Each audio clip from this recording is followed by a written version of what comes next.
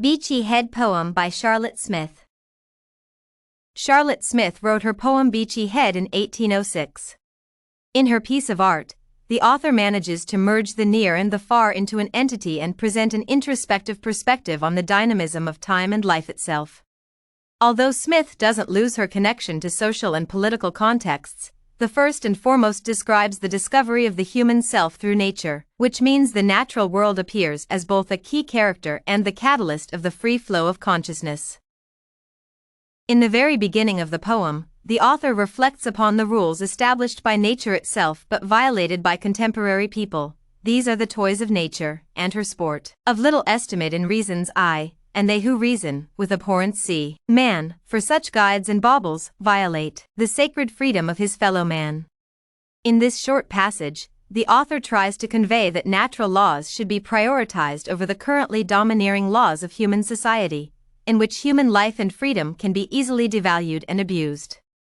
This theme is significant nowadays when human society has finally consented to the so-called relative freedom, in contrast to the liberty from the absolutist position glorified in the poem, whereas the freedom of the natural world is ignored, which means individuals often proclaim themselves as the possessors of the environment and often hold others' fates in their hands. Thus, as Smith suggests, our society depends because individuals are too often driven by reason.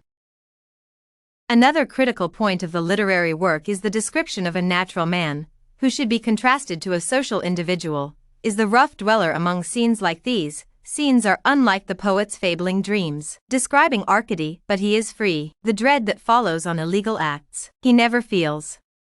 As the author suggests, the natural man knows no fear of misdemeanors, as he doesn't live in the dimension of social rules, which determine the frames of appropriate behavior and deviance.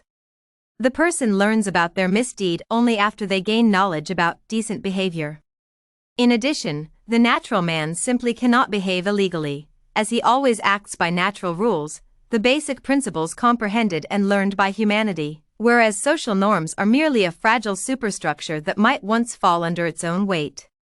Glorifying the descendant of nature, Smith implies that civilization imposes several needless responsibilities upon human beings, which finally leads to the justification of slavery and social inequality.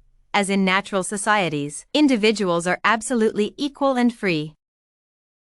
England's colonial violence is among the most important themes in the poem. The pirate Dane, who from his circular camp, bore in destructive robbery, fire, and sword, down through the Vale.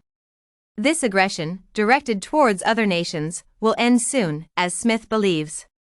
The poet predicts the fall of Britain as an empire, as the land, seized through armed intervention, cannot be maintained for a long time. The narrator appears as a peacemaker who actively propagates to end the oppression of the earth, which has already endured enough from human civilization.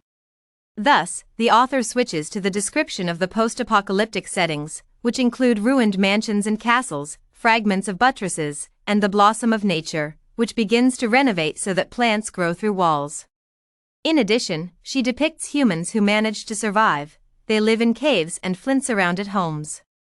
In this tranquil world, the individual is surrounded by beauty and transforms from the social man to the natural. In this sense, the author describes civilization as a human vice that the forces of nature will sooner or later contest.